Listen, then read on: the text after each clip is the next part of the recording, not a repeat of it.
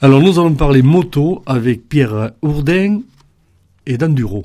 Alors d'abord, quelle est la différence entre l'enduro et le motocross? Parce qu'on connaît beaucoup plus, surtout peut-être à mon âge, le motocross que l'enduro.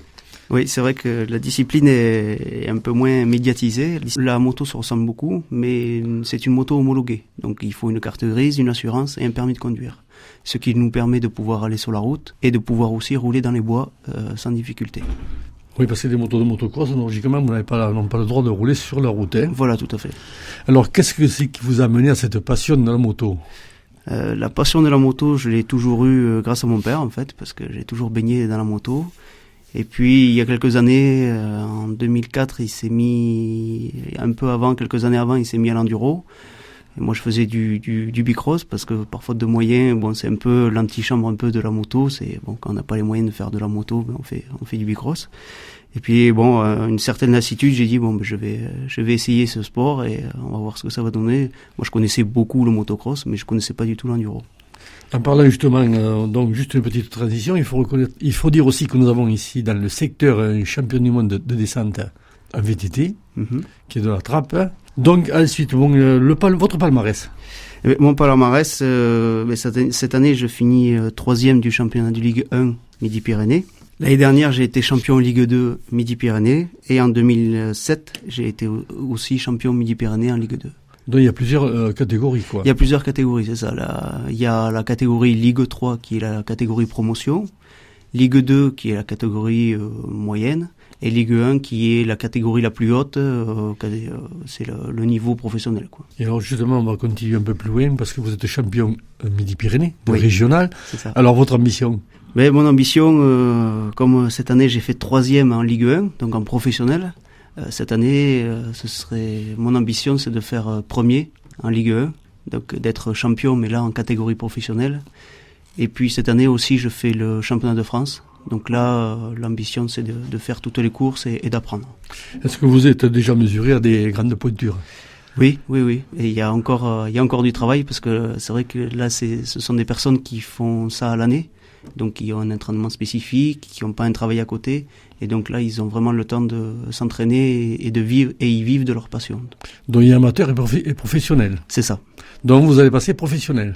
Je suis en catégorie professionnelle, mais en restant en amateur. C'est-à-dire que j'ai toujours un travail à côté. Je ne vis pas de la passion, quoi. Vous ne vivez pas justement que de la moto. Tout à fait. Parce que je suppose que quand même ça représente un investissement assez important. Hein. Oui, tout à fait. Oui. La moto, entre l'achat de la moto et les différentes courses, c'est vrai que sur l'année, ça fait un budget avec l'achat de la moto dans les 10 000 euros. Tout compris. Et alors vous êtes aussi à la recherche de sponsors? Et c'est ça, oui, tout à fait. Toute l'année, on recherche un peu des sponsors, des personnes qui peuvent un peu nous aider pour essayer de payer les différents, par exemple les pneus ou l'essence sur la moto. C'est vrai que ça a des coûts assez importants, donc on recherche toujours des partenaires. Ouais. Donc vous avez un travail à côté, si oui, on peut dire. Alors est-ce que vous avez justement assez de temps ou votre travail vous laisse assez de temps pour les entraînements et pour les compétitions? Parce que aussi les compétitions ne se déroulent pas toutes dans la région. Oui, tout à fait. Oui. Et puis en plus pour le championnat de France c'est assez varié parce on voyage pas mal. Mais oui, au niveau du travail, j'arrive à m'arranger pour pouvoir partir sur les courses plusieurs jours et être assez serein à ce niveau. Et après, au niveau des entraînements, c'est le soir. Au niveau de la condition physique, je vais beaucoup m'entraîner le soir. Votre lieu d'entraînement? Les entraînements moto, c'est dans la campagne. Donc, moi, je roule surtout aux alentours de Sainte-Croix, Saint-Giron, ces alentours-là, les alentours de l'Ariège.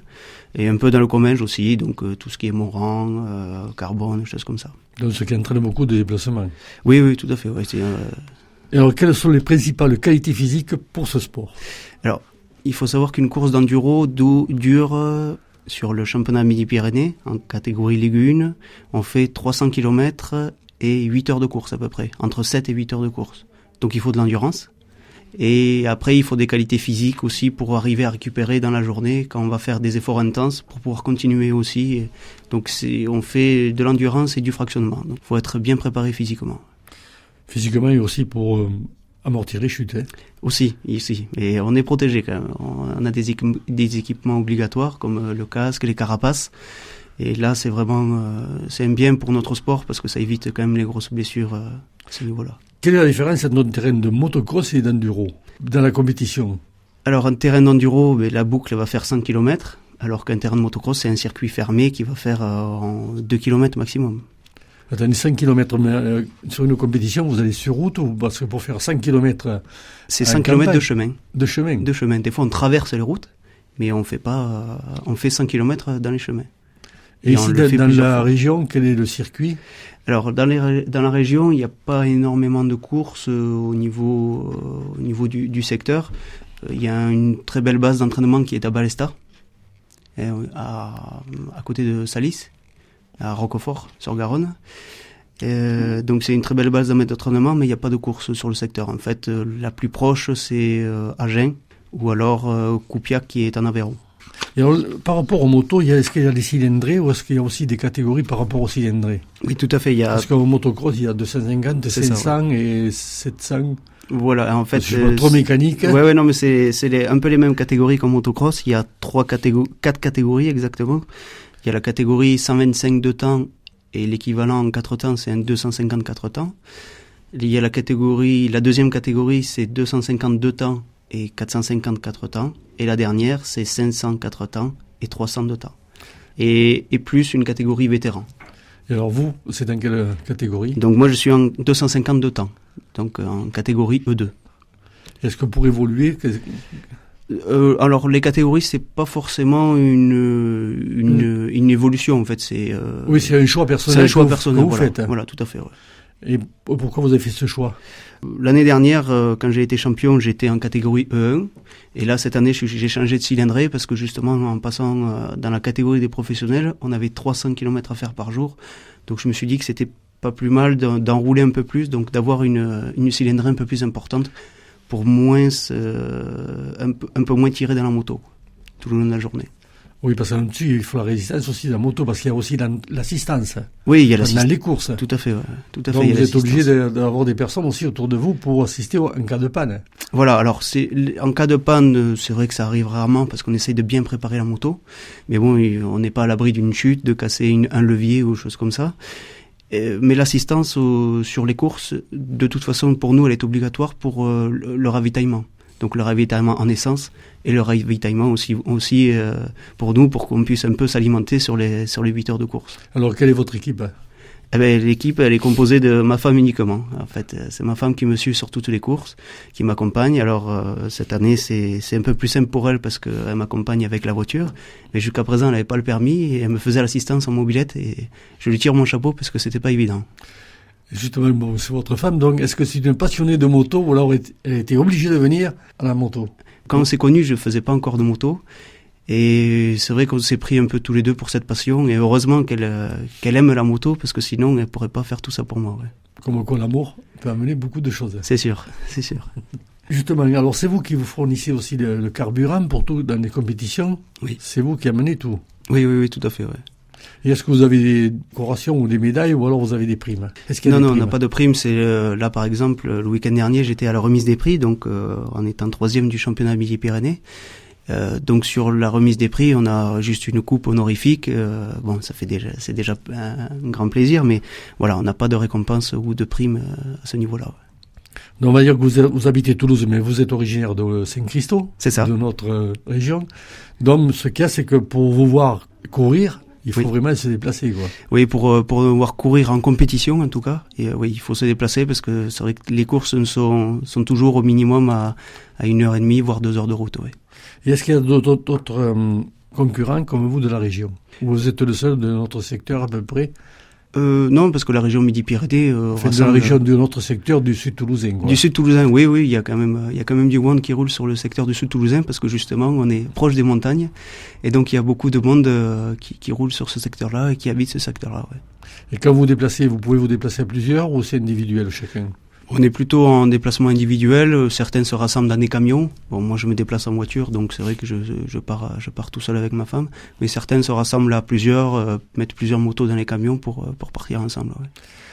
Donc sur les départs, vous partez à plusieurs, dans les courses. Oui, tout à fait. Ouais. Alors justement, quel est l'esprit justement de compétition ? Est-ce qu'il y a vraiment de la concurrence, de l'animosité ? Non, parce que ou alors convivialité. Oui, c'est plutôt des conviviales. Du fair play, quoi. Oui, tout à fait, parce qu'on part à plusieurs, mais on se bat contre un chrono.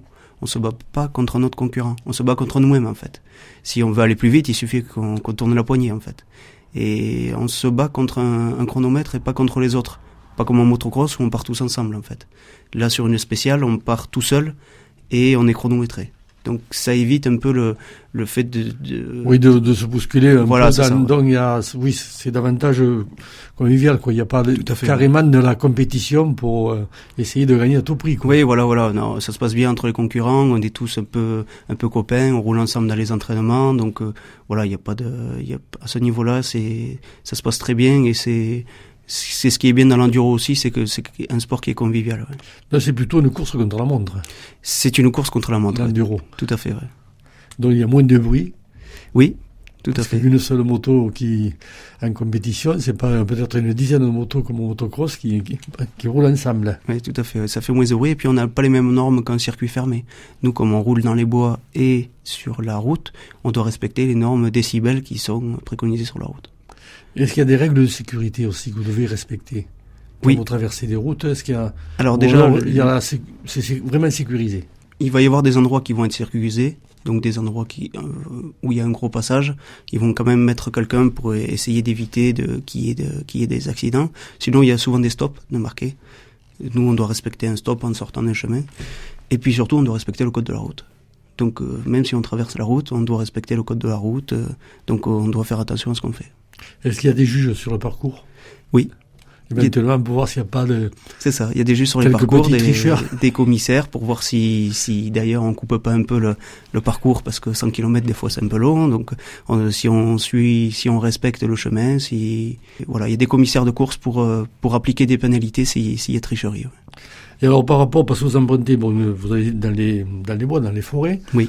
Est-ce qu'il vous arrive de croiser d'autres personnes, des randonneurs à pied, et quel contact vous avez avec, quel rapport? C'est vrai que les rapports sont toujours... Ça dépend des personnes qu'on rencontre, en fait. C'est vrai qu'on essaye de s'arrêter, de discuter. Quand on croise des chevaux, bien sûr, on éteint les moteurs pour pas les effrayer. Donc, nous, on est partisans du fait qu'il faut partager les chemins. Ils appartiennent à personne, ni aux piétons, ni aux motorisés, ni aux VTT, ni aux chevaux. On les partage tous ensemble. Donc, c'est vrai qu'on essaye de cohabiter en bonne relation. Donc, c'est vrai qu'on s'arrête, on dit bonjour, on essaye de discuter. Et puis, mais pas pendant les compétitions. Pendant les compétitions, non.